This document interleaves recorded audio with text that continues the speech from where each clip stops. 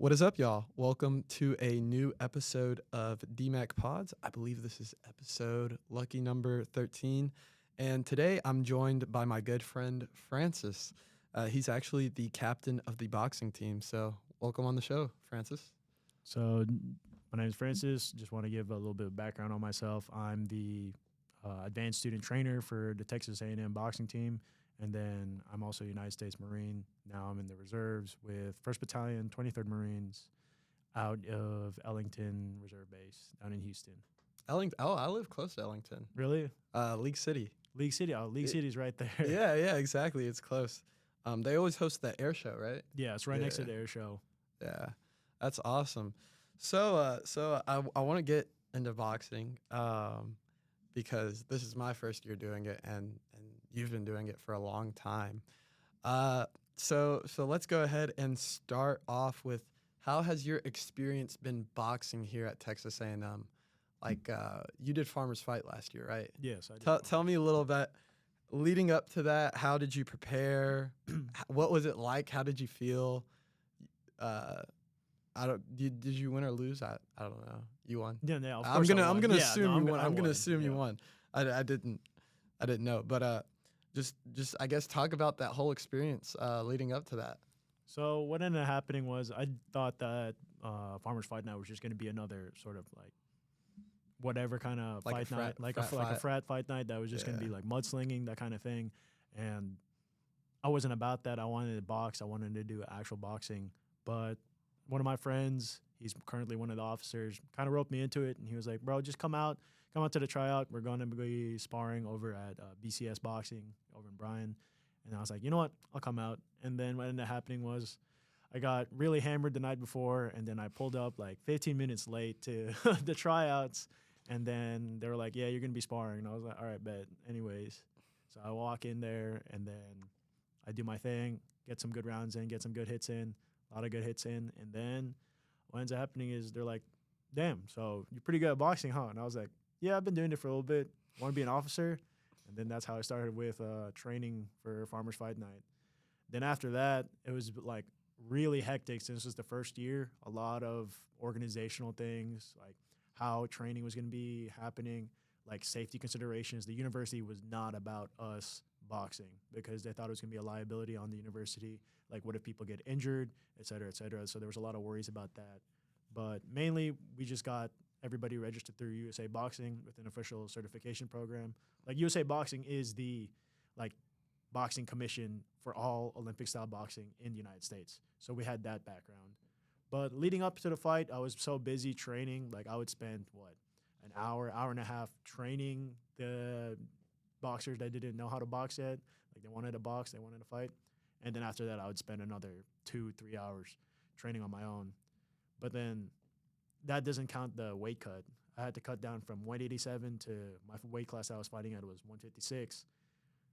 Yeah, that was rough. Like, I was starving all the time. I would go like 3 or 4 days not eating, not drinking water, and then I'd be boxing. I'd be wearing a trash bag, putting on Vaseline on myself, trying to create this sauna suit so that I could, lose more weight, sweat out more, and it would be like that day in and day out. Dang, dude, that's oh man. So I actually got to cut about 13 pounds because I think it's 154 now, right? Yeah, it's 154. Yeah, to get to 154. So yeah, you're lucky that I'm not fighting at 154 because Yeah. otherwise we'd be competing for that spot. yeah, no, that would be bad. Wait, so for nationals, there's 3 rings. Oh, right? wait, yeah, there's 3 ranks. Yeah, Never mind. so- So we wouldn't even be in the same division. Yeah.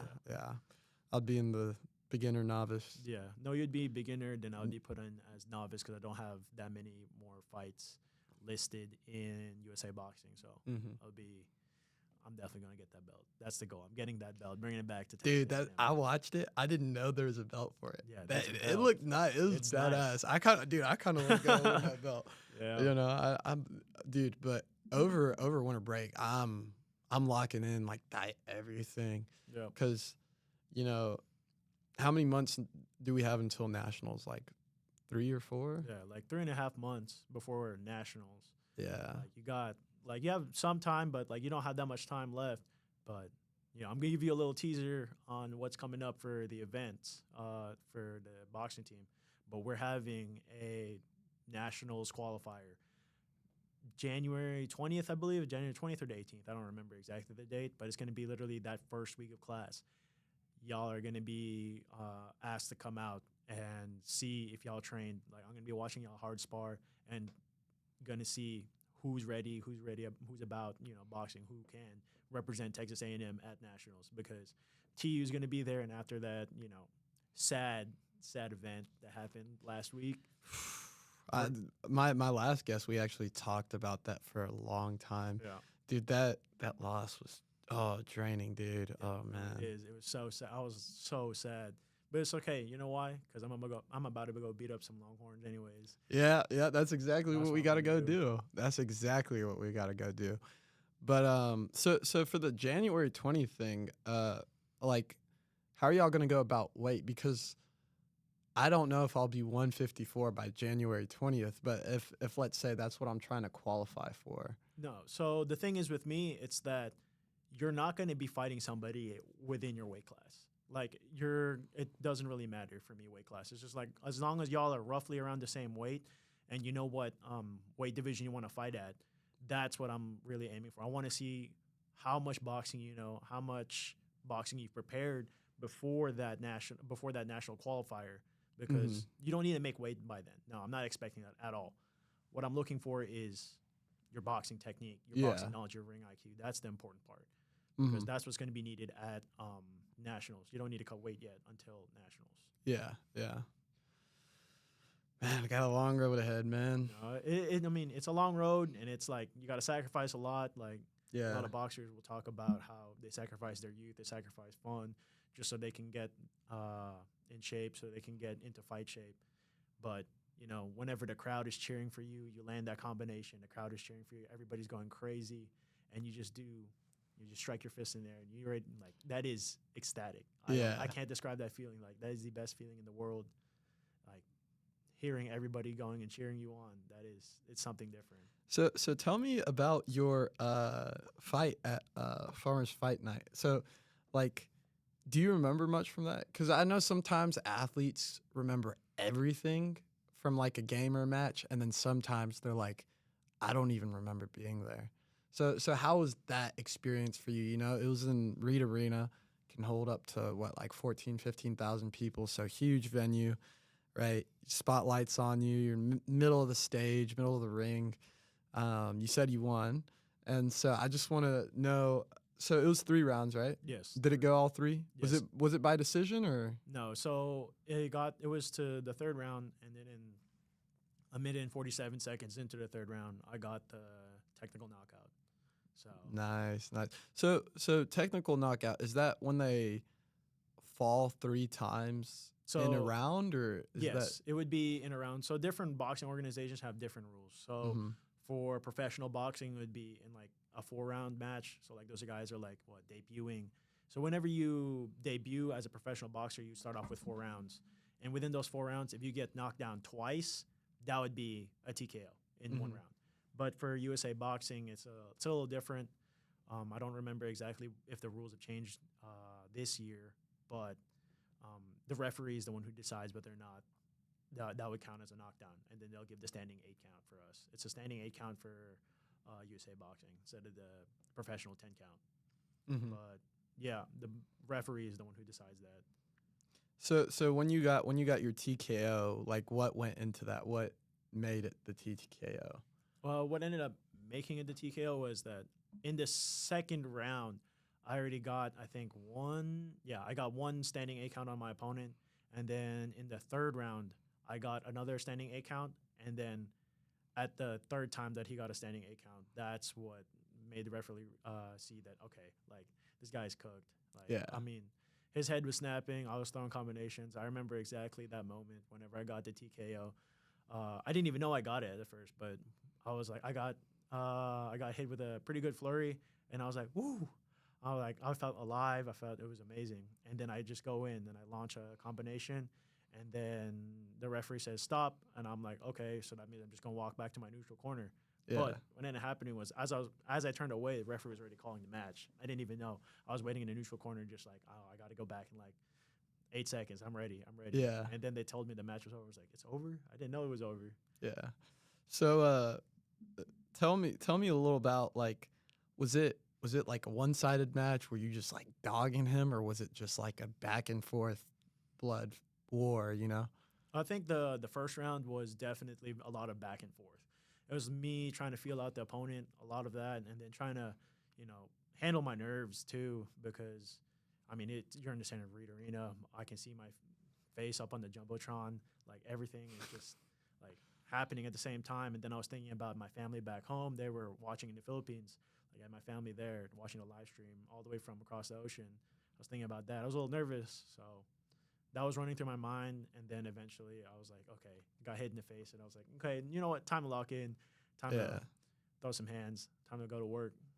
So when you fought this opponent, was this like, because at Farmers Fight Night, everyone's like an Aggie. Had y'all like sparred previously, or was this like first interaction kind of? So like, yeah, we sparred previously before, but leading up into the match, we stopped sparring each other, like so we could work on our own techniques. Yeah. So we wouldn't try to one Like, up each other. yeah, know each other's game. So that's what ended up happening.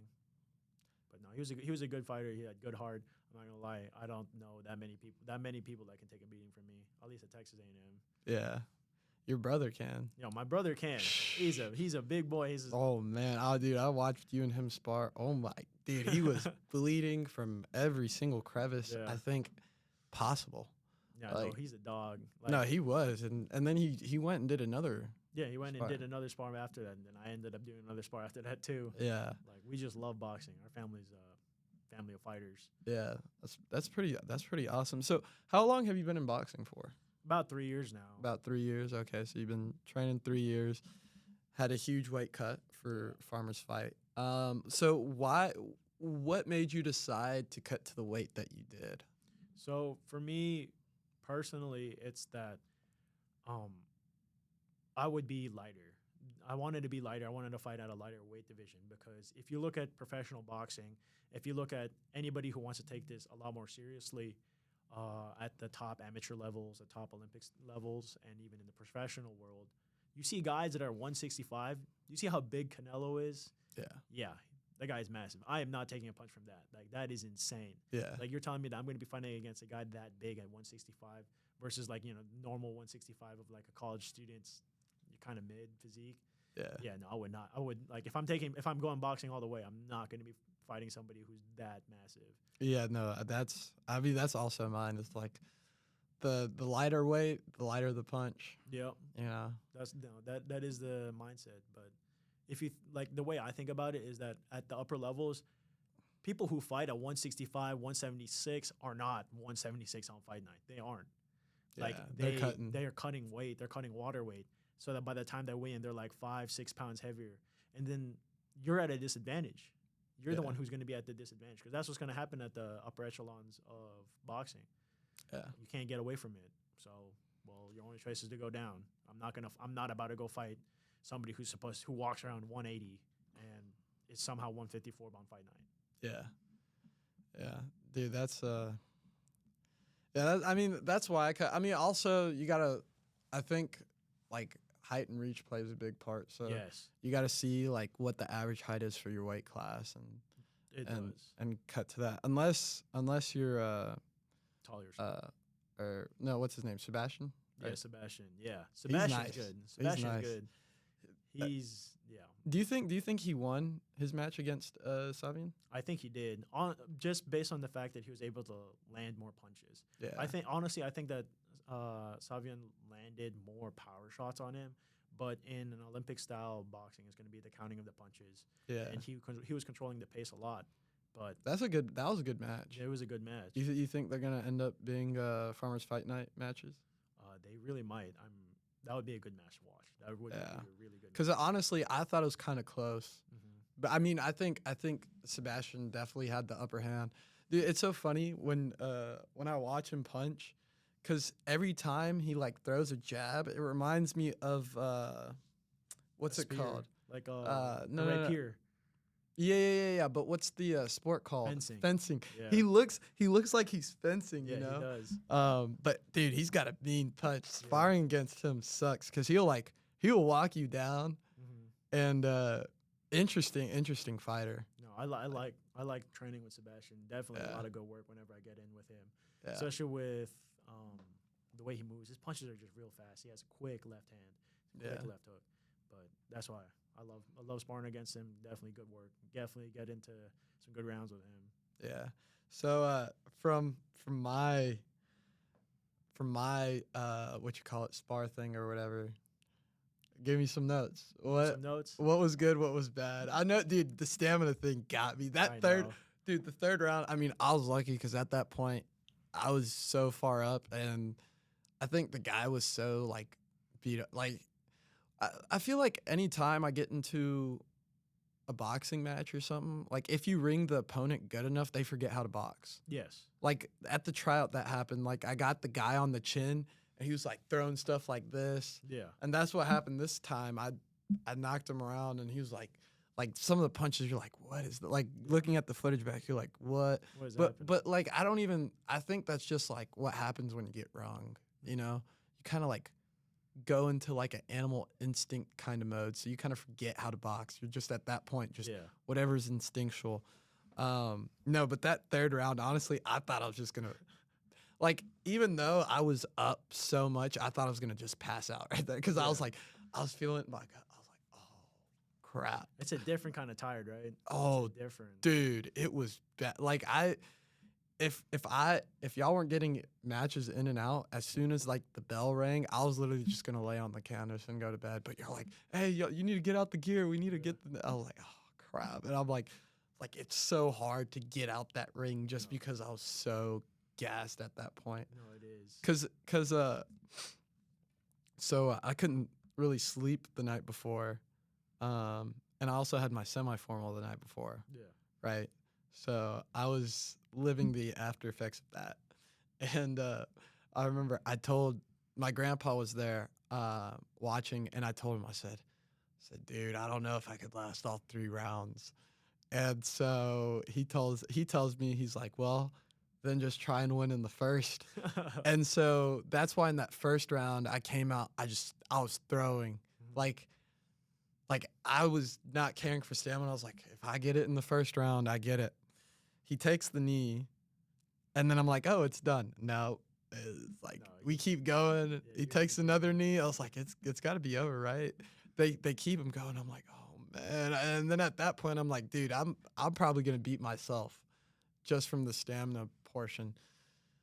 Third round, I just played defense and dodged. Which honestly, I think he landed like 2 hits or something, so that was fine. No, but it's because I think what ended up happening to your opponent was that he got scared. He felt the impact of the punches, and whenever that happens, your brain kind of freezes up, and you're getting real defensive. And he was trying to throw punches, but there wasn't snap. He was scared to throw punches. Yeah, dude, there was a couple where I didn't even dodge or something that literally came here. Yeah, like and got pulled back, and I was like, oh.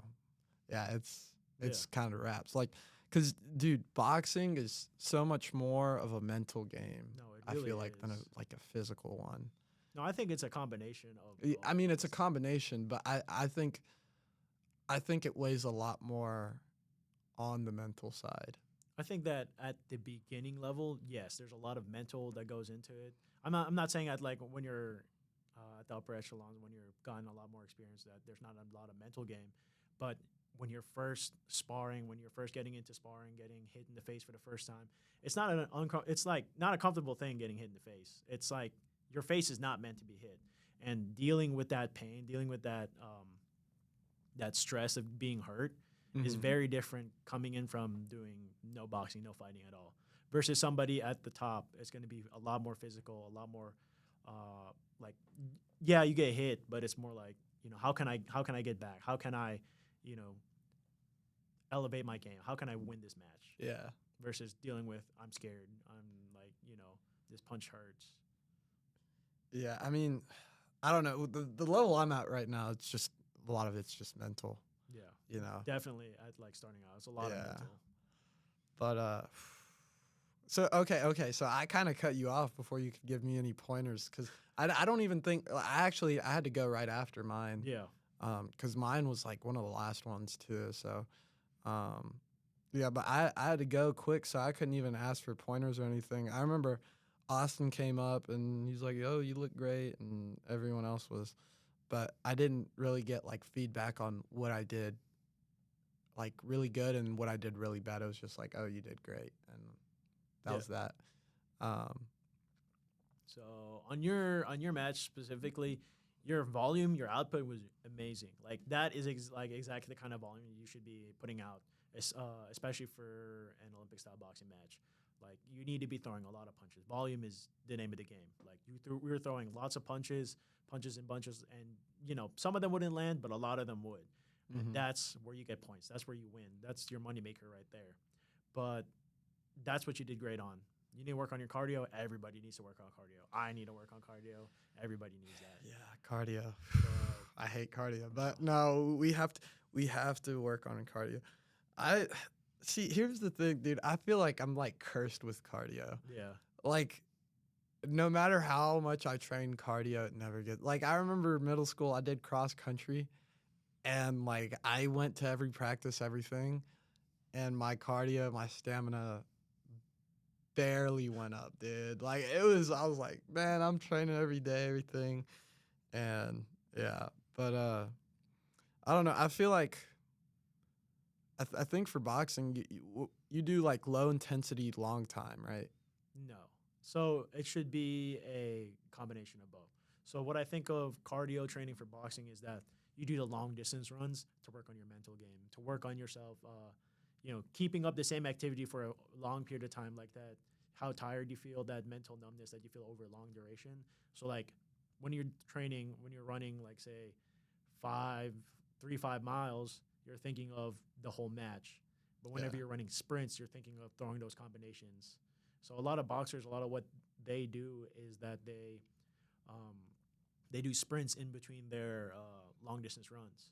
So say you're running 5 miles, they'll like dash for like 100 meters, and then hmm they'll go back to jogging, then dash again, and they'll do that over and over and over again to simulate what it's like to be in a boxing match. Because after you're done with your sprint, you're still in the ring, right? Like yeah, after you throw that combination, after that round, you're still in the ring. You still have another round to go to.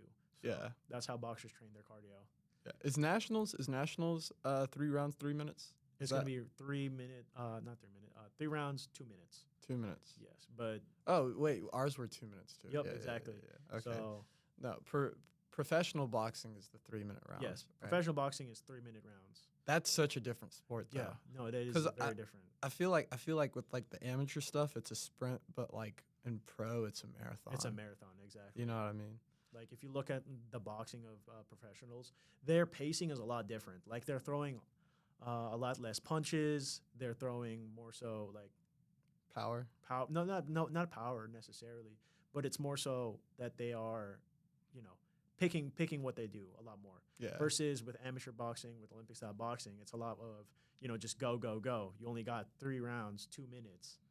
Versus with professional, you got like 4, 6, 8, 10, 12 rounds that Yeah. you're fighting.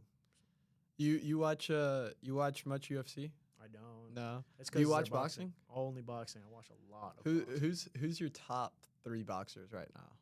Favorite? Like not All saying time or current? uh current within like the last 5 years. So they could have like retired in the last 5 years, but someone of this era. Someone of this era. Yeah. So this current era, top 3 favorite boxers. You definitely know my number one. I don't know if you know him, but he's my number one, and then I think he made ESPN's number one pound for pound. But he's not a big name here in the U.S. But it's Naoya Inoue, Yeah. monster. Yeah, I know about him. He's Uh, one of the only two 4 belt champion in 2 weight divisions. Him and Terrence Crawford. Yo, he's the only two. Crawford, yeah. But yeah, he's my number one. I really like his boxing style. It's very clean, very fluid. A lot of people say that he needs to come to the United States, but it's a different. Dude, they boxing treat game him here. they treat him like a king there. Yeah. You see like his walkouts, Yeah, dude. They're it's like insane. $1 million Yeah. setups. Like it's But I mean, crazy. he's boxing for his country. I mean, Yeah. he's come to the U.S. before, and Well- it's like people will always be talking smack about how why don't you come to the U.S. Well, Like why don't you come to Japan? That's his country. Yeah, well, I mean, I don't. There's no reason for him to like leave because like I said, he's treated like a king there. You Yeah, know what I mean? exactly. Like his country will do everything for him, right? And he's the champion. So if you're holding the belts, your opponent needs to come to you. Exactly. You know, it's not like he's out there needing to go prove himself. He's already proven everything. So Yeah. I mean, I don't think I don't understand the argument of people saying he needs to like come and fight in the U.S. It's like he's the defender, Yeah. you know. It's because the U.S. reigns at the top of professional boxing, and it's like, well, why aren't you fighting in Vegas? Why aren't you fighting like where the greatest of all times, the Hall of Famers are fighting out of? But I'm like, why should that be bound by a city? Like, aren't like most of the greatest fights out of England anyway? no, they're all in the U.S. Like from modern day, like What's boxing. that? It's called something Bora, Boro? Queensboro or something. Queensboro? Yeah, Yeah. that one's pretty famous, right? Yeah, that one's pretty famous too. But it's just that when the U.S. took over like the professional boxing scene, that's when Yeah. really like everybody's got to go to the U.S. and that's where that Yeah. mentality came from. Especially with how like you have to have an ego here in the United States to you become successful. You have to have that personality. You have to have that draw for like I don't know how to explain it. It's a little bit rude. It's not a very Asian sort of mindset. It's a very, you know, egocentric, egotistic sort of mindset to have in professional boxing here in the U.S. But that's what you need to succeed. But that's not how it is in Asia. I think it's a little different there Yeah. culturally. But, you know, yeah, he's my number one, though. Okay. I like him a lot. Who's 2 and 3? Who's 2? It's honestly a tough choice for me.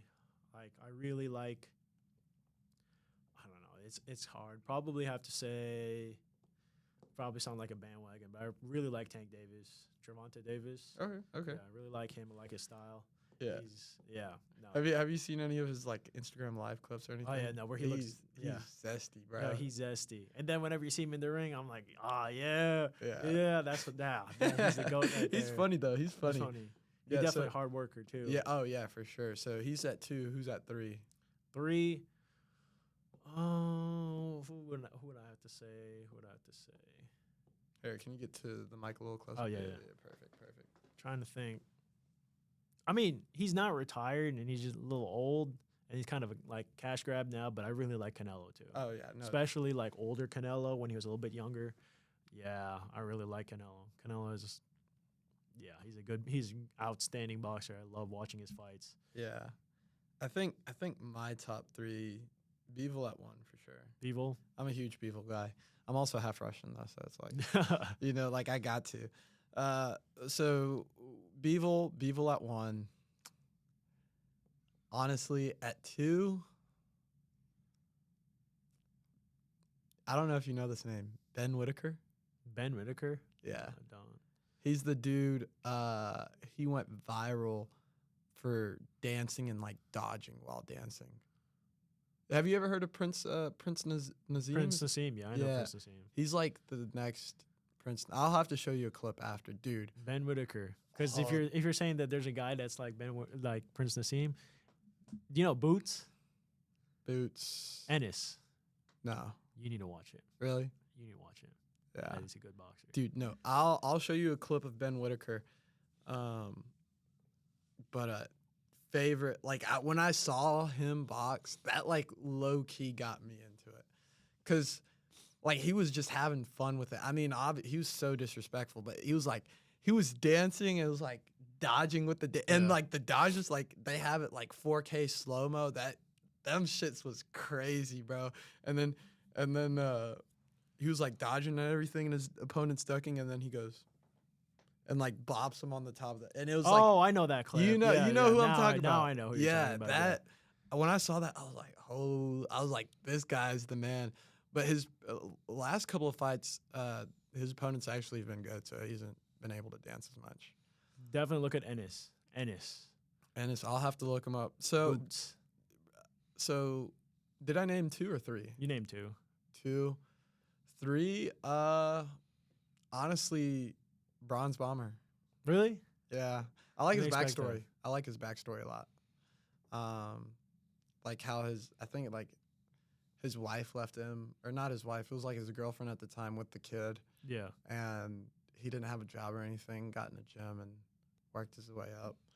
Um, dude, some of these like fighters have like backstories that you only see in like fictional Movies. TV shows and Have movies. you heard of Manny Pacquiao's background? No. So I'm Filipino, so Yeah. like I heard people some. can.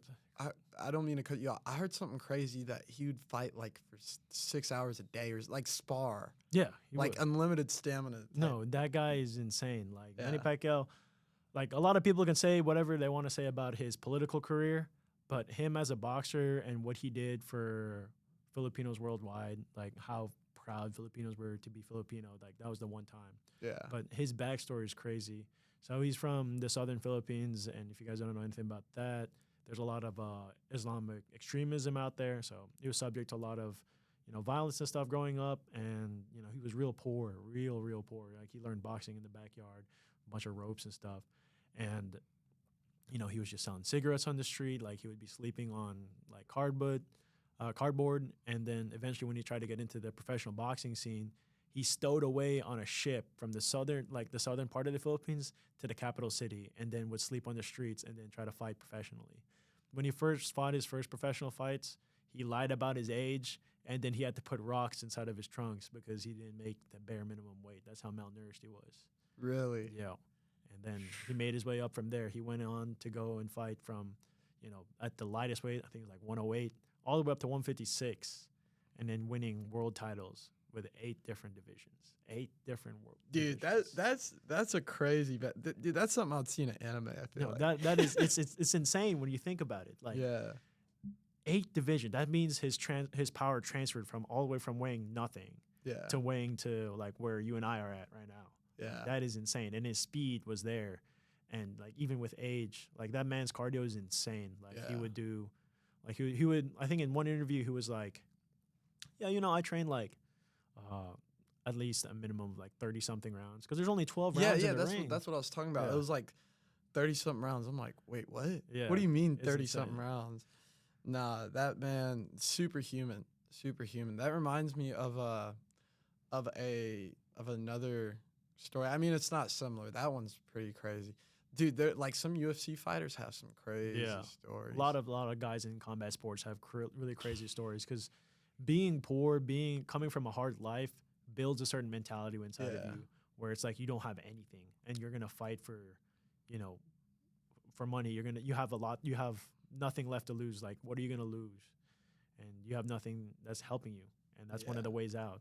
Have you Alex Pereira? I feel like everyone does at this point. Everyone does. Do you know about his backstory? No, I don't. He started training at 22. Really? Yeah, he was late, and I think he grew up like selling tires or something, and then kind of got in the gym, and then like if you ever see like videos of him, he looks like the nicest dude on earth. Yeah. Like all the videos of him are of him being like a good guy. Like one time I think I watched him shave his head for some kid for cancer.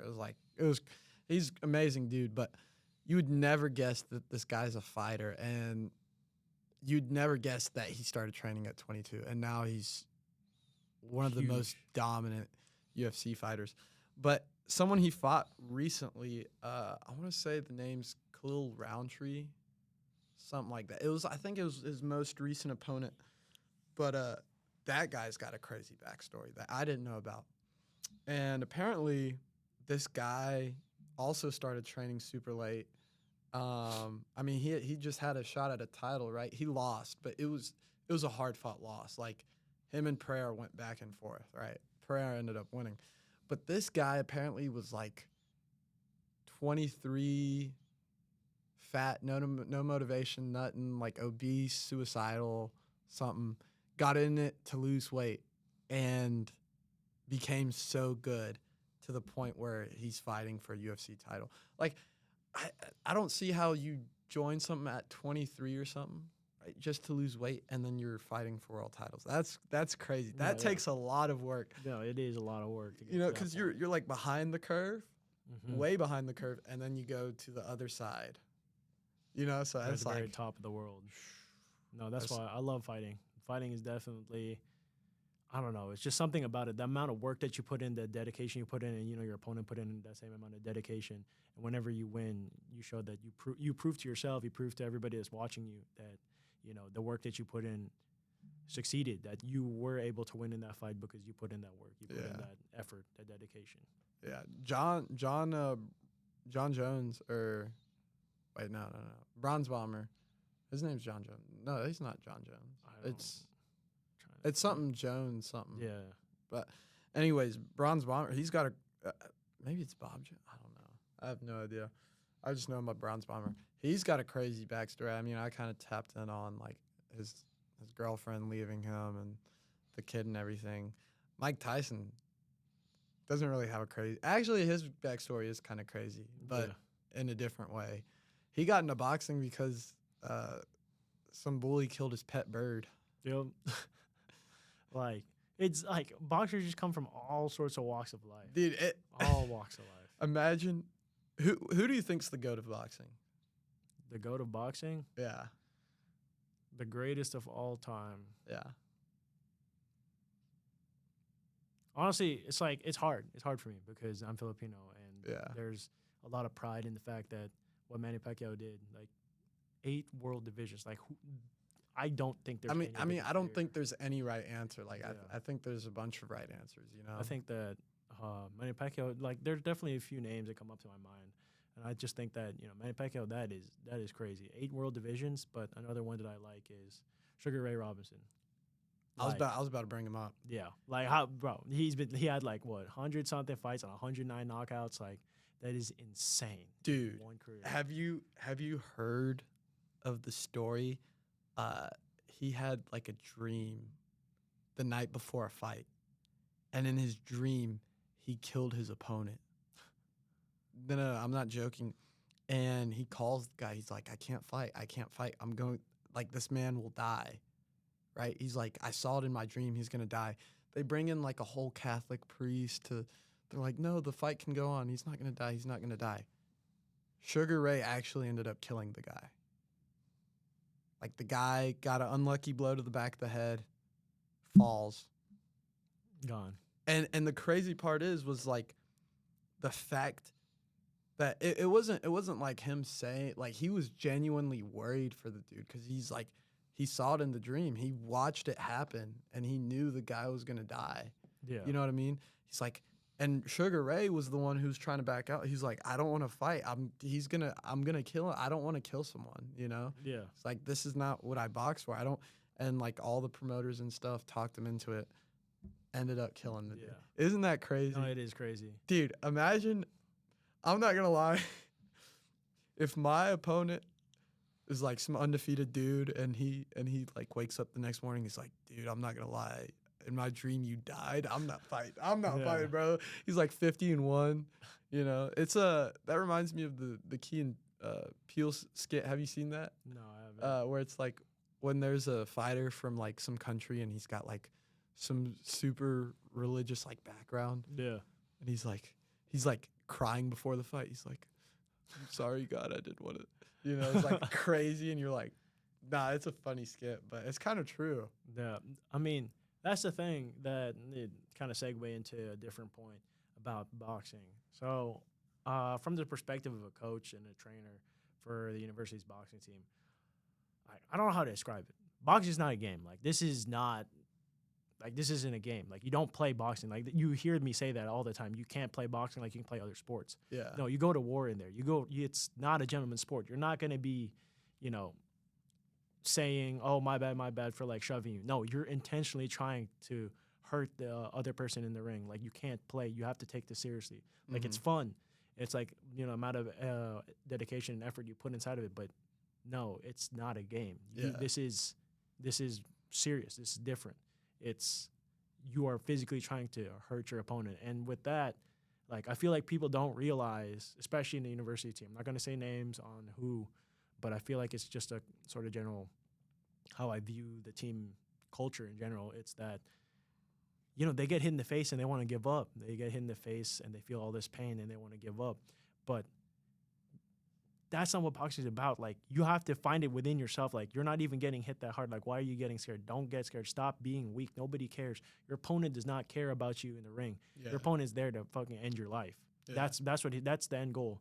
And when people hop in the ring and they step in that ring and they think that, oh, I want to be a boxer, I think that's badass. Yeah. They don't realize that that's the sort of dedication you have to have. You have to have the sort of resolve to go in there and face somebody that wants to kill you. Yeah. And people don't take that seriously, and it pisses me off. And it's like, you think you want to be cool, you think you're about it, huh?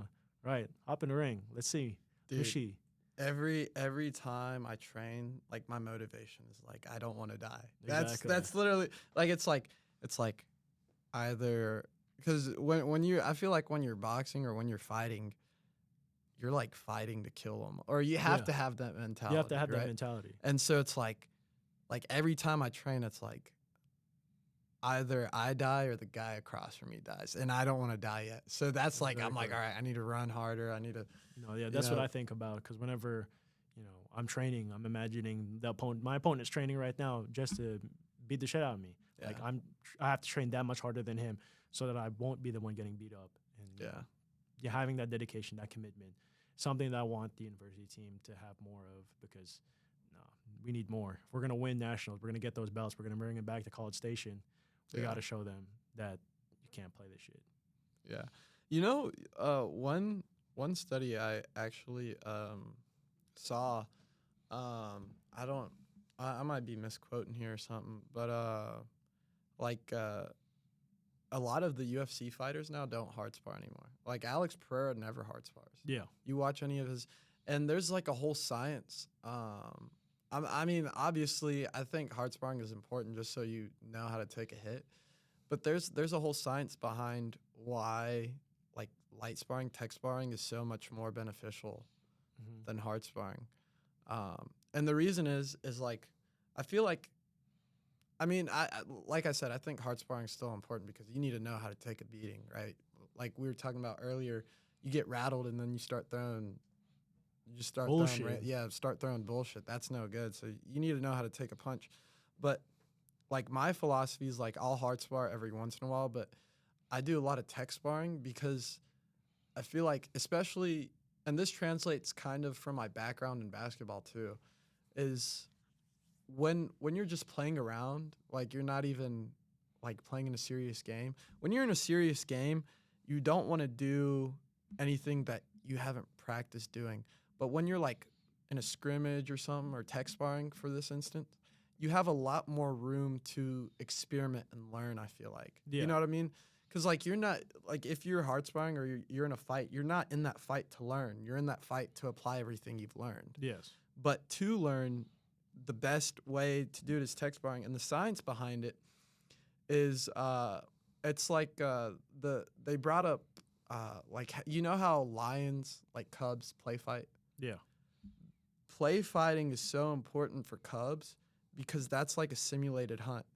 And your brain learns a lot more when you're playing than when you're doing it to survive, if that makes sense. Like, it's got something to do with the release of some kind of hormones. Yeah. But it's like when you're playing, your brain, I don't know if it's dopamine or serotonin or something, it releases something which makes learning and memorizing a whole lot quicker. That's why when you gamify stuff for little kids to learn, they learn a lot quicker than if you were to just make them do it. You know what I mean? And so that's kind of like my philosophy. Like, I'll go in, take a beating, but most of the time when I'm sparring, it's like there's no need to, go get beat up, but it's more about experimenting, seeing how much you can expand your bag and arsenal of moves, No, I agree with that point, but there's a fine balance with that. Yeah. It's that when people are technical sparring and during light sparring, quote unquote light sparring, they're not putting enough like oomph in their punches where they're not getting the proper rep in it at that point. Because some people, especially newer guys that are in boxing, they aren't used to getting hit in the face at all, and they think that they're getting hit real hard, and then they'll over-exaggerate how bad that they're feeling. But it's really no, that's not. They're not getting hit that hard, and it comes with getting hit pretty hard, and then you start realizing, oh, this is light. Like this is actually light sparring. No, I remember. So last semester, I trained. So at my gym, they also train like boxing. This one was like a private class, but coach saw me one time. He's like, "Hey, you should come in." And I remember the guy actually was super good boxer. I got a crazy story. I'm kind of like jumping everywhere. My brain is here. I'll start with the story first. On this guy's last day, he was a grad student. He'd been boxing for like 4 years. Best boxer I've ever come across, I think. Like to this, like he was really good. And on his last day, our coach, as like a send away present, had him fight a 30-minute round. And so it was only him, and then it was 4 of us rotating every minute. So we were all like refreshed, energized, right? Because like every 4 minutes you go in, but this guy stayed in the whole time, and he fought the whole time. And then the last round we went in, right, the 4 of us, it was all hard sparring. Yeah.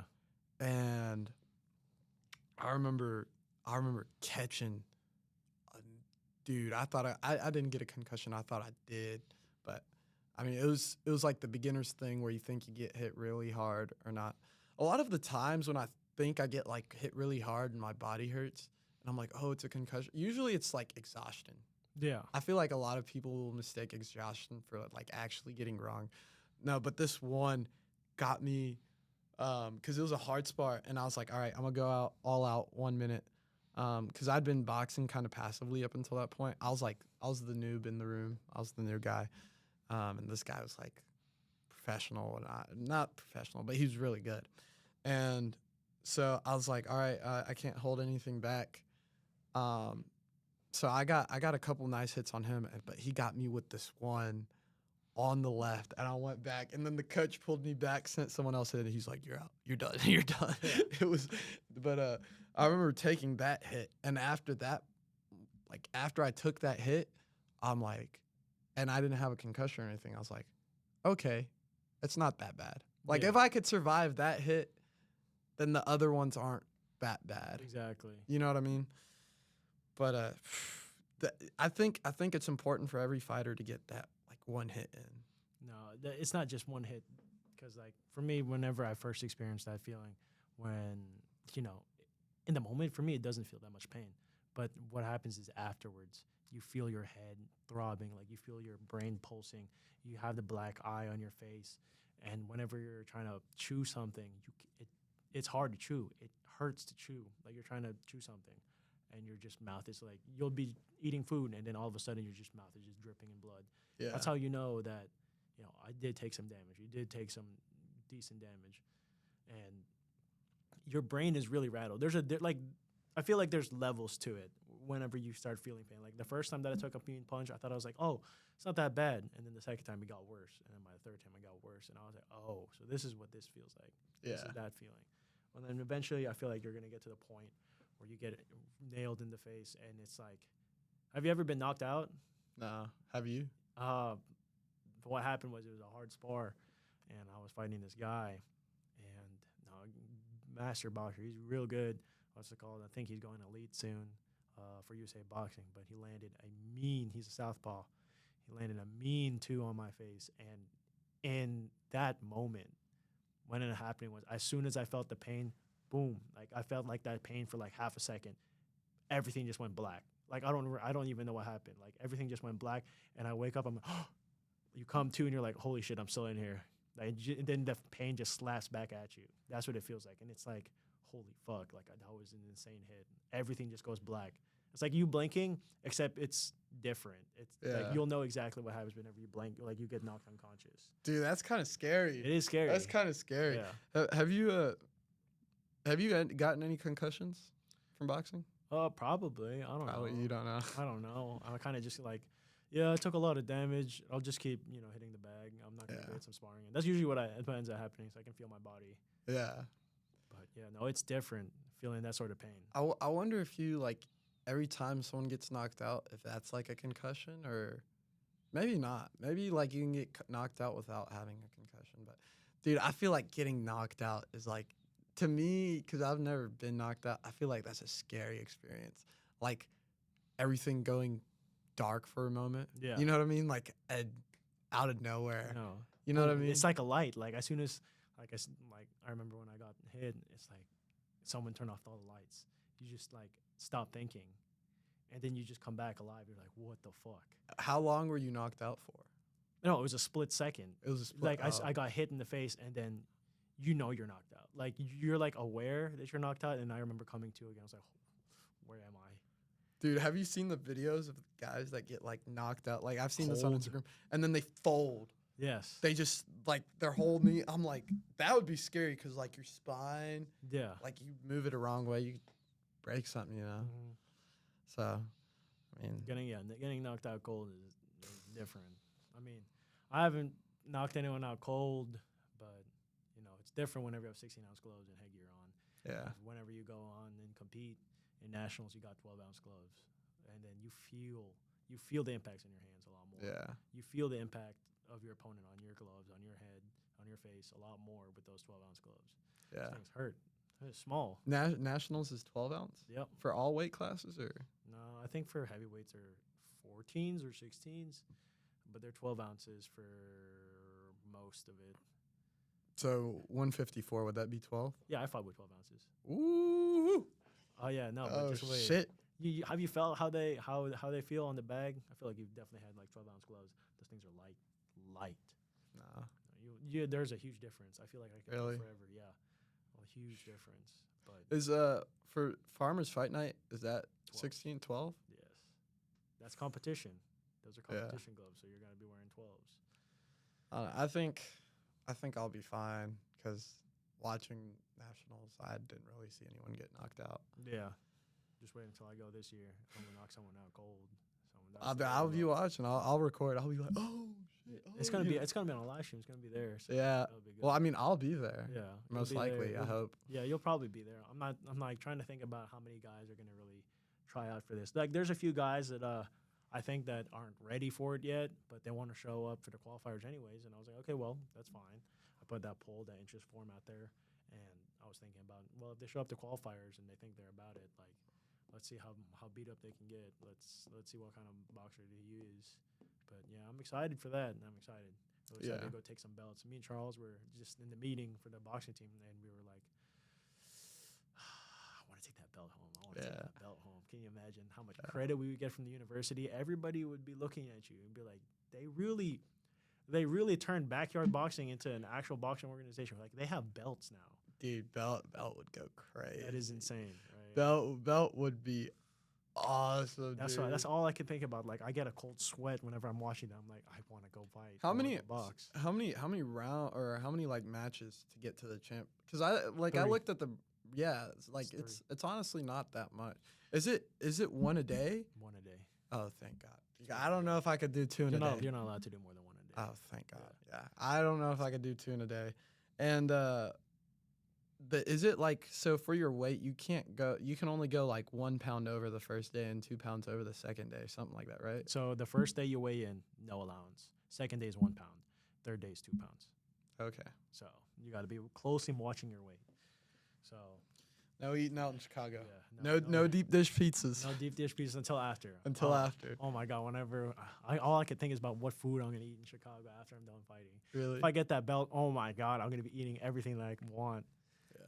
And it'll be good. For if I end up going for my preparation, me personally, I'm gonna go to O Block and just fight in the street. You know, You're gonna get shot. What your hands mean against a 9? Just get some quick practice and go. Hey, you mind if we run some ones? Oh, you know what's gonna happen? Someone's gonna pull a Draco on you, and then you're just gone. Nah, End of nah. boxing career. I was just kidding. Dude, imagine. I'm like, I'll be in Chicago. I'll post on the Snap Map. I'll be like running one-on-one fades. Hit me up. Oh, you would get dropped so quick. Yeah, Somebody run a drive-by on you. Like, who's this white boy from Texas? Yeah. Oh, he's over. It's just all this Aggie gear and stuff. Yeah. Like who is this? Who is this? Where did he come from? You know. No, That's another thing that I want. Eventually, what if we can really kick off this team? If we really get the fighting an university. O block? No, not fighting an I'm O just- block. I'm missing. I'm talking about like if we could get red and white headgear with A&M. What's it called? With the logo put on the headgear. Yeah. Can you imagine? Maroon and white or red and white? Or yeah, maroon and white. Yeah, Maroon yeah. and white. That would be crazy, right? A&M branded headgear would go. A&M branded headgear. That would be Yeah. insane, and they would just have that. For quick question for like not only nationals but farmers fight. This was something I've been curious about. What are we allowed to have on our shorts? What do you mean? What are Like, can I have design on my shorts? Can I have logos? Does it have to be like plain white? as long as they're boxing trunks. If they're boxing trunks, As long as they're boxing trunks, and then if you want to get like random logos that you want to get sponsored by, honestly, I wouldn't care. okay. I mean, I might ask that. I might ask that tomorrow at the meeting too, because I wouldn't I'm like, care. I was like low key wanting to get some trunks. You know, get my last name Yeah. on the waistband, and Yeah. then get a logo here, get a logo there. Yeah. One for my men's org, one for my company. Just Yeah. stuff like that. A flag, just messing around. But I think that'd be a pretty cool like memorial. Like Yeah. looking back, right? And so I was like, dang, I'd love to order a pair of shorts like that and like fight in them. Yeah. Definitely. I mean, yeah, I would bring that up. I'm definitely thinking about getting a Filipino flag on my trunks right here on my left. I just want that. Well, that's what I'm saying. Like just stuff like that. So then it's like you're like representing. Yeah.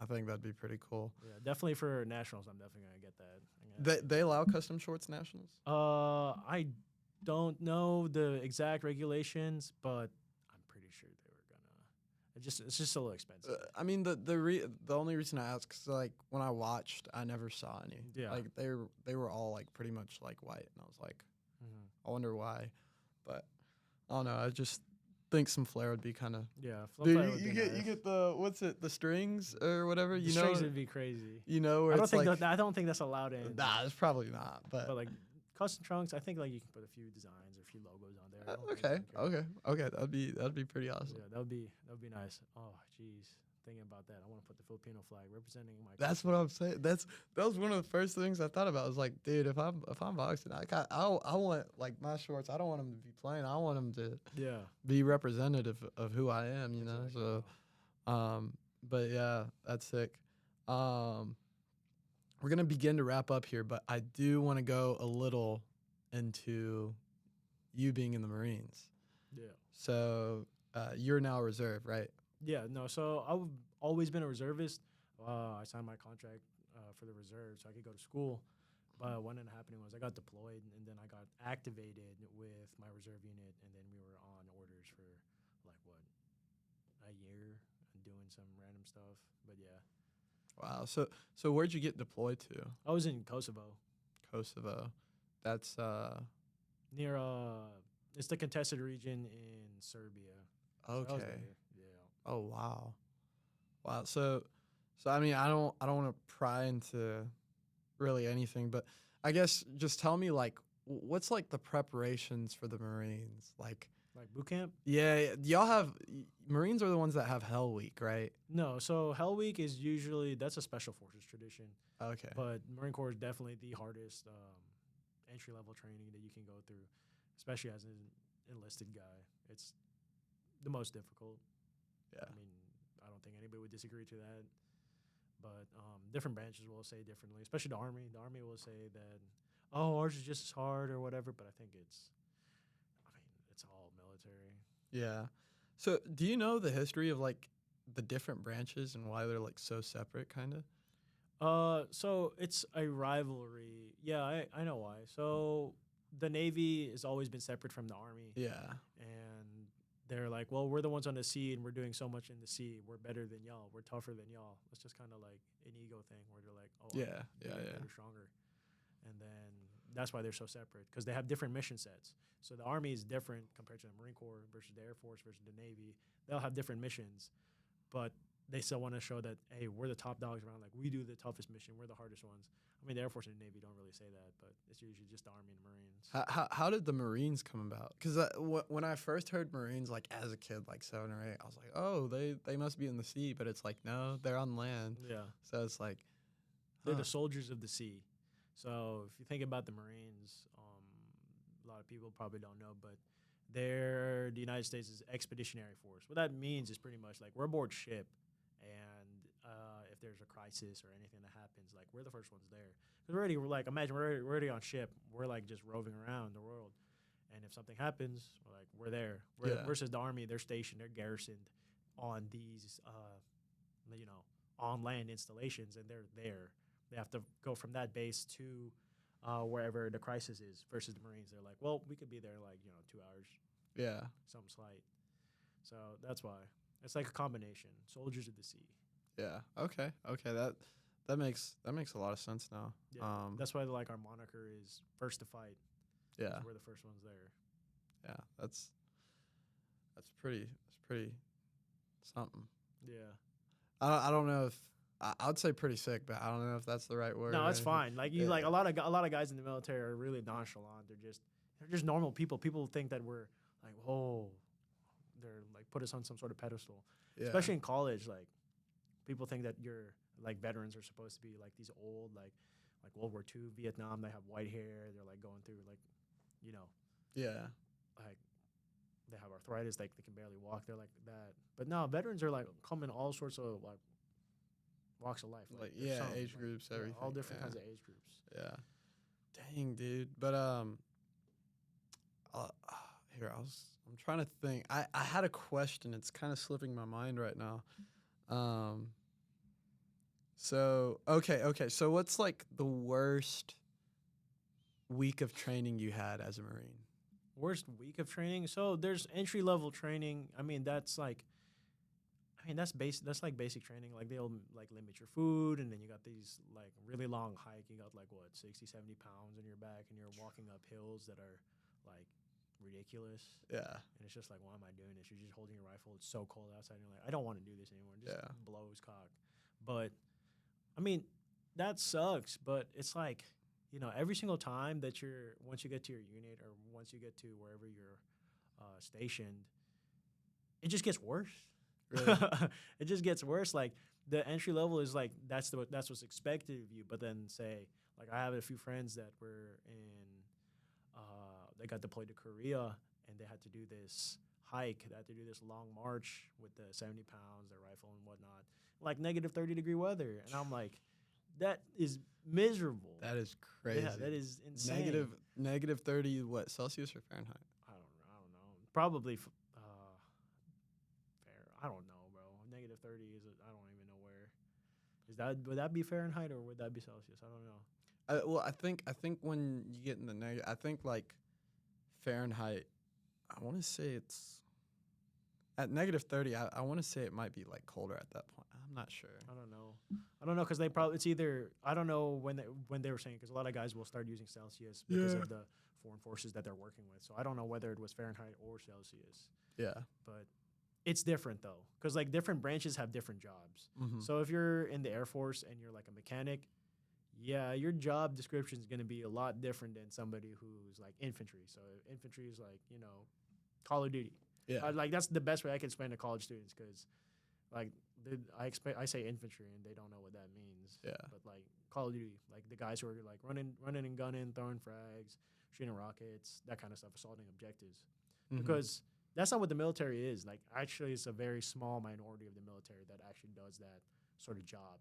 Yeah. It's a lot of mechanics. It's a lot of different jobs that support the infantry, that support the combat jobs. Yeah. Did y'all run into any drone warfare?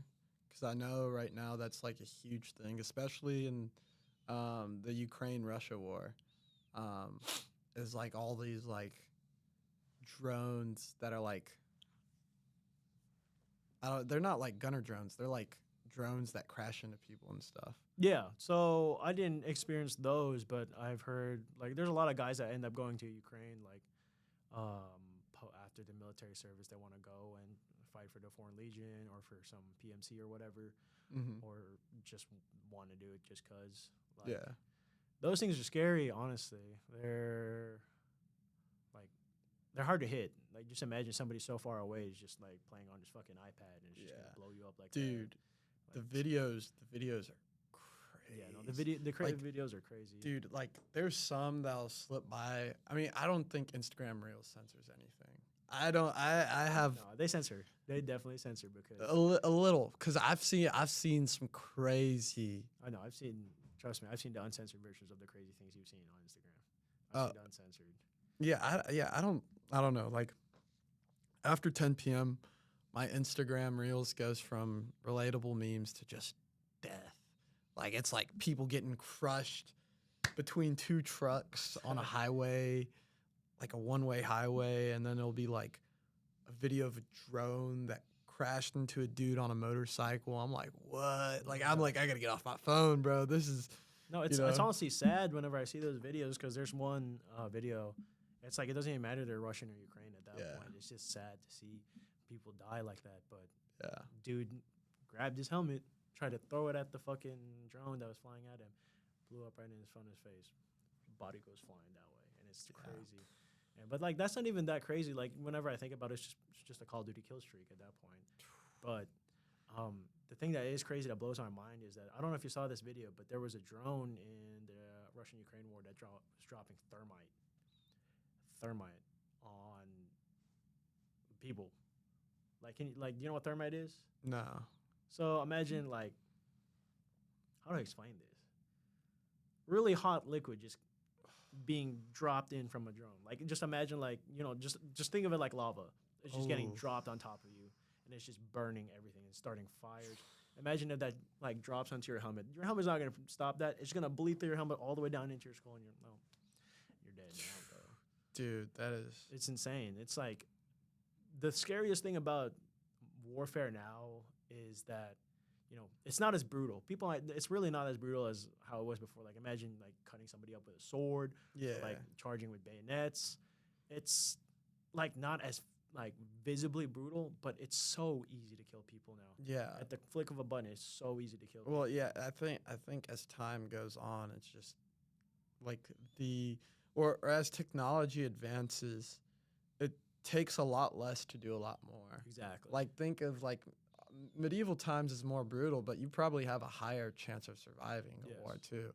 Like now, like we have a nuke which you could press a button and it could wipe an entire nation. Exactly. And that, dude, that's scary to think about. And it's like we probably haven't even hit the peak Of warfare. of like warfare. Like there could be something scarier than the nuke that we don't even know. Yeah, no, that's the That could thing. like blow up a planet, like Exactly. with the snap of a finger. And it's like, No, the world's a scary place, and you know, with technology, it just makes it a more scary place. Like you got rocket systems that are capable of doing. Like, I don't even know, bro. Like whenever I was learning about stuff in the Marines, like a few of my buddies, they're assaultmen. So in the Marines, we have different specialties for the infantry. Like some guys are machine gunners, you got rocketeers, you got like or missilemen, and then you got assaultmen, et cetera, right? So can you imagine like you shoot a rocket at a tank, and the tank just from you pointing your rocket at the tank can sense where you're shooting, and then it's gonna automatically point its third towards you, and you're just gonna be like, well, I'm dead, I guess. Then, like they literally like the guys who are trained to go after tanks are like, don't go after tanks. Don't go after tanks. We're dead. Like that's the Really? last case scenario. Like we would never try to go after a tank because that's that's suicide. And it's insane. But it's like it's crazy because it's like the military's run. It's not run, but it's like vast majority of them are like 18, 19 years old. These like young people. Like can you imagine whenever like you were you're a freshman and you're like, yeah, I got a strap. I'm like in country now, and it's weird. It's different. It's a different like mindset you got to have, and like they're just kids. They're young kids. Like, I remember getting kids that come to my unit, and they're like, "Damn, so you just graduated high school? Like what? A couple months ago? yeah. Yeah, now I'm here, bro. that it just blows my mind how young they get. With each year, they get younger and younger, and it's just like, I don't know. You see 17, 18-year-olds just showing up, and then you see compare those 18-year-olds to freshmen in college, and it's just like, you know, like, why are people in college having such a hard time? Yeah. Like, I don't know. Like, people are just mentally weak now, I guess. I don't know. Well, the thing I've heard there's a couple of problems, right? Like, with how or like getting people for the military. One is like, I think it's like 60% of Gen Z, some crazy number. I heard it on Joe Rogan, so I like that's. I may not be saying the right percentage or quoting the wrong source or whatnot, but I think 60% of Gen Z is medically unfit, like mentally or physically, or there's another category, but like are medically not fit to be able to be in the army. Yeah, it also blows my mind. It's just like, And not only that, but I think like I feel like the back in the day it was a lot more prideful to be yeah. in the military than it is now. I think I agree with that point that it's a lot like there's a lot more pride in being in the military versus now, but with it's kind of a double-edged sword in my opinion. Like Yeah.